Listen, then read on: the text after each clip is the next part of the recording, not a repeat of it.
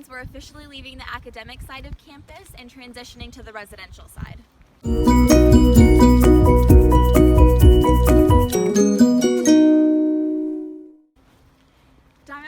Over here is a city-owned park by the city of Bemidji, but because it's smushed up against our campus, we kind of think of it as part of our campus. It's patrolled by both Bemidji City Police and Bemidji State Public Safety. There's a bunch of different picnic benches, grills, there's a swimming beach over there, and it's also home to our outdoor programming center.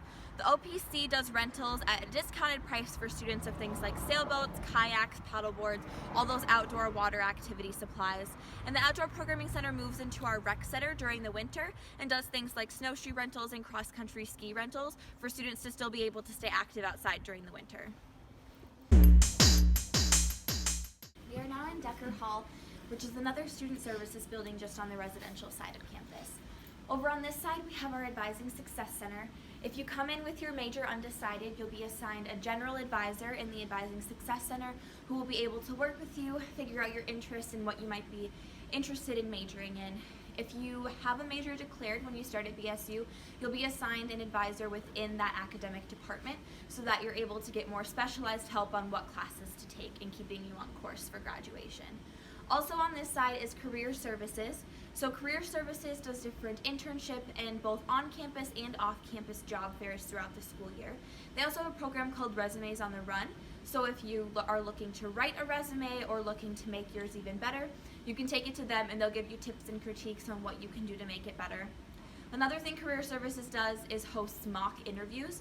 So if you have a program interview or an interview for what we like to call your big kid job after your graduation and you're a little bit nervous, you want to work with them, they'll run a formal interview with you from start to finish and then give you tips and critiques at the end of what you could have done better.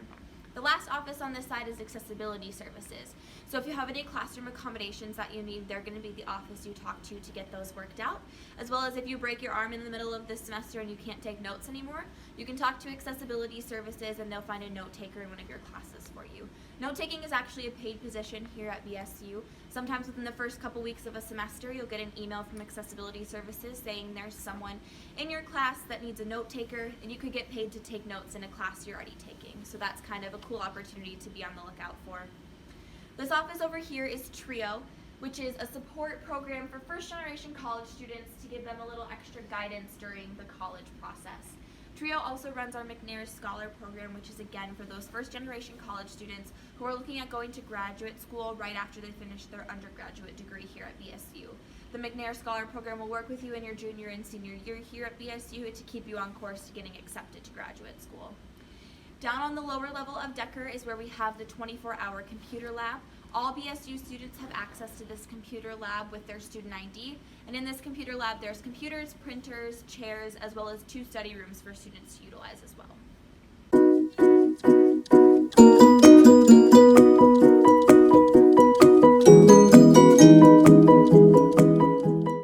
Over here we have this light post. This is part of our Bemidji blue light system on campus.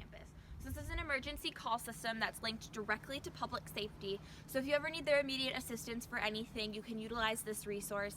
The call buttons are linked directly to public safety, which is monitored 24/7, and by pressing the button, they know exactly which station you're at. These light posts are located all across campus as well as in the tunnel system, so if you feel the need to use that resource is available to you.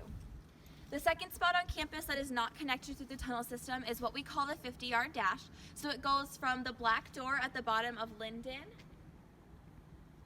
all the way to the door at the bottom of Tamarack Hall, which is one of our 2 freshman dorms that we have on campus. It's called the 50-yard dash because a lot of times in the middle of January, you'll see students running from door to door in shorts and a t-shirt because they can spend the rest of the day inside once they get into either building.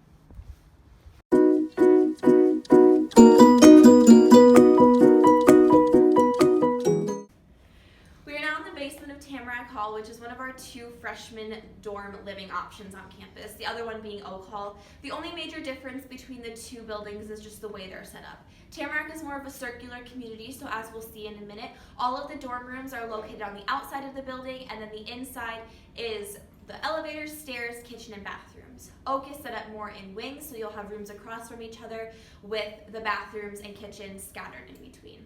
In the basement of each dorm building, you'll have laundry as well as a game room. We're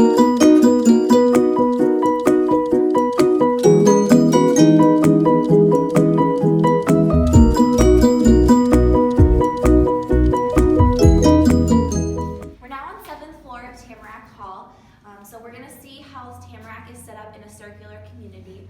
On each floor in both Tamarack and Oak, you're going to have 2 staff members. One of those is going to be an RA, so they're more in charge of your social life, planning floor events, getting your floor mates involved, starting to make friends. And you'll also have a PAW on each floor, which is a peer academic advisor.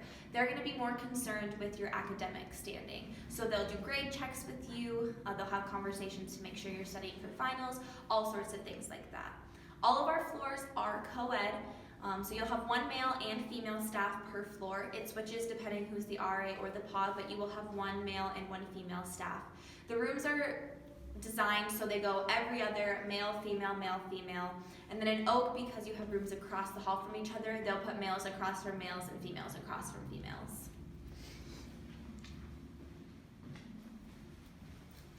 Every floor in the dorm buildings has a kitchen. So you get a table and chairs, oven with a stovetop, garbage and recycling, as well as a sink.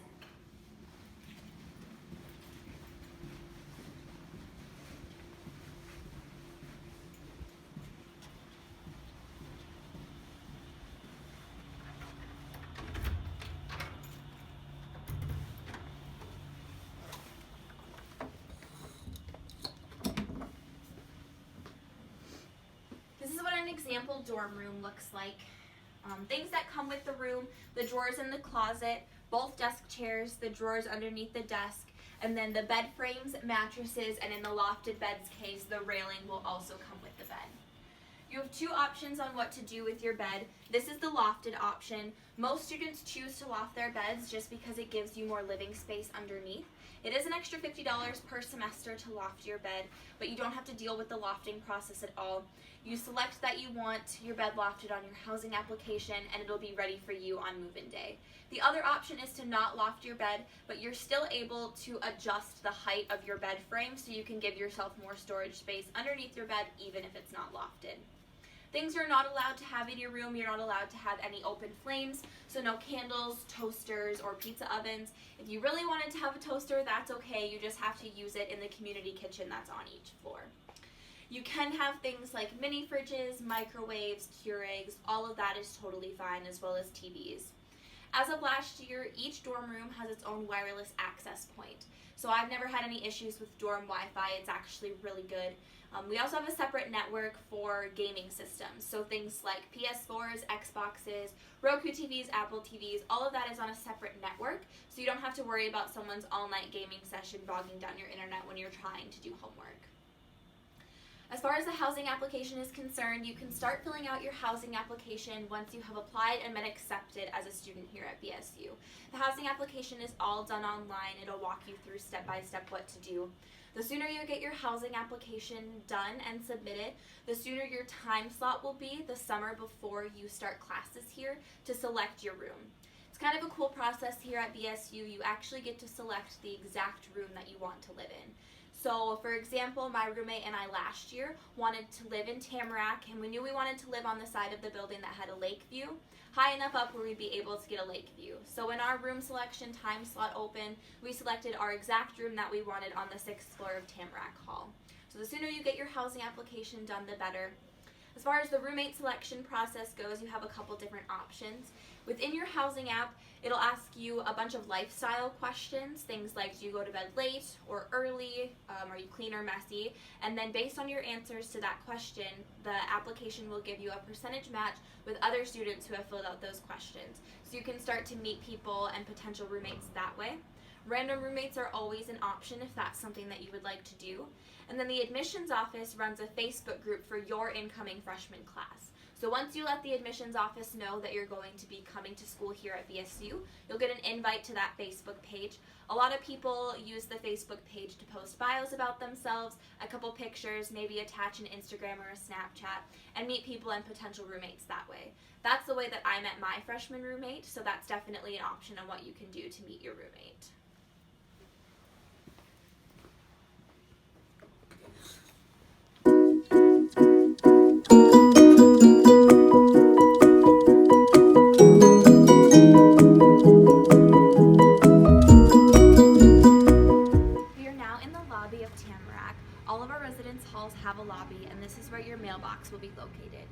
mailbox is opened by your room key that you'll share with your roommate. Obviously the mailboxes are kind of small, so no packages you get will be delivered in there, but all of your packages that you order will be delivered to the front desk of the building you live in. You'll get an email when it's ready to be picked up, and you can come down and check it out. So you don't have to worry about going to a different building to get your packages at all. Also in each building there is a front desk. So the front desk is staffed by all of the RAs in the building, as well as student workers. If you get allotted work study through your FAFSA, a lot of our front desks around campus will hire you, so it would be possible for you to work in the same building that you live in, which is kind of a cool opportunity. The front desk will also do free rentals of things like board games, pots and pans, brooms, vacuums, things that you might need every once in a while but don't want to buy and keep in your dorm room.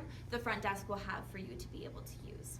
The last thing that all of our residence halls have in the lobby is a printer. So there is a wireless printer which you can print to from anywhere in the building.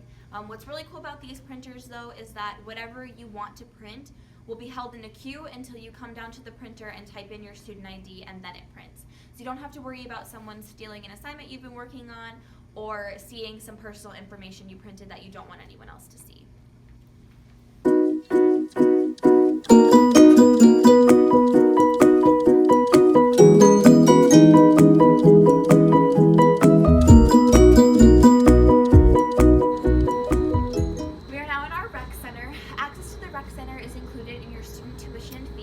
You don't have to pay for an additional membership to be able to use these facilities.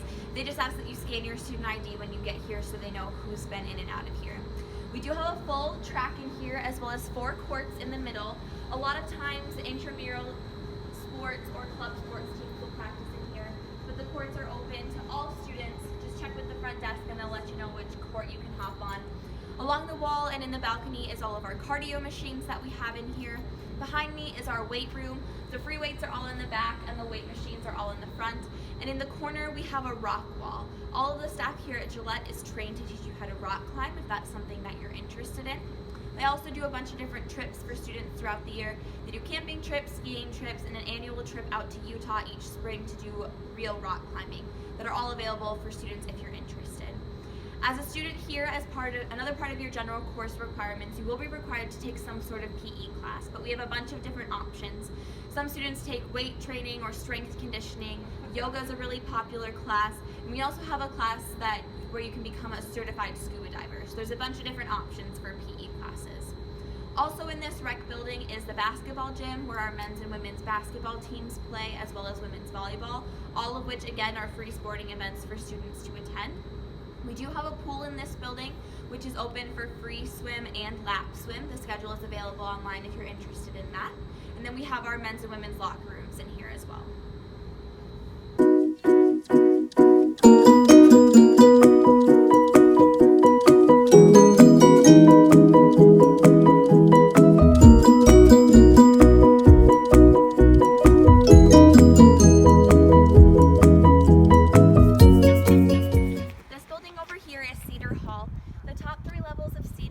Apartment-style housing for single families on campus, but the bottom floor is our Student Health and Counseling Center. We do have a fully functional clinic on campus that accepts pretty much all insurances, so if you live on campus or you're just a student here and you want to get checked out at our clinic on campus, you're more than welcome to.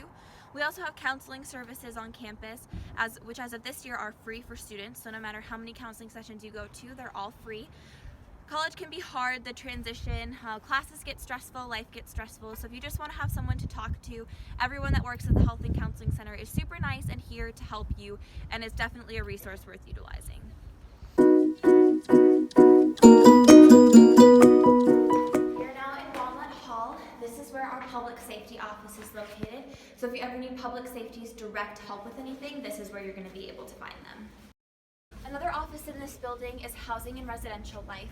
So if you're filling out your housing application and you have questions about rooms, roommate selection, room selection, if you're looking at options for upperclassmen housing, anything like that, Housing and Residential Life is going to be your best resource to get those questions answered. Even when you're a student here, you can still reach out to them with any questions or concerns that you have. This right here is the C store. It's a mix between a gas station and a convenience store, so they have a bunch of different food items, cleaning supplies, household items, anything like that. This is another spot on campus that you can spend your Beaver bucks. I didn't have a car when I was living on campus my freshman year, so a lot of times I would come to the C store and buy snacks and breakfast stuff for the week, and then every 2 or 3 weeks I would go with my friends who did have a car to make a Target or Walmart run. So it's definitely possible to survive your freshman year without a car. Behind these stores is where we have our buffet-style dining center on campus. This is Wally's, so that's where you can use your meal swipes, which are a part of your meal plan. Wally's is open for breakfast, lunch, or dinner. The majority of students do choose to eat dinner here just because they're already back on the residential side of campus for the day, whereas for lunch they're on the academic side, so it makes more sense to go to Lakeside or a coffee shop. But again, that's up to you and what works best for your schedule, as Wally's is open for all 3 meals. As a freshman, you are allowed to bring your car with you to campus, and you're also required, if you bring a car, to buy a parking pass. A lot of students choose to buy a parking pass for the parking lot that's attached to their dorm building, but that's definitely not required. The cheapest parking pass is for the parking lot attached to Oak Hall, which is one of the 2 freshman dorms. That parking pass is about $135 for the year. And then as you get closer to the academic side of campus, the more expensive your parking pass is going to get. I definitely recommend looking on Bemidji State's website, just searching parking permits. You'll get a comprehensive list of all the different parking permits that we offer, as well as how much they cost and where you're allowed to park. It's a really good idea to look at that and have an idea of how much you'll be spending before you move to campus. We're going to walk through part of the tunnel system that's here on the residential side of campus, and as we walk through, we'll point out the cameras as well as the emergency system that we have located in the tunnels.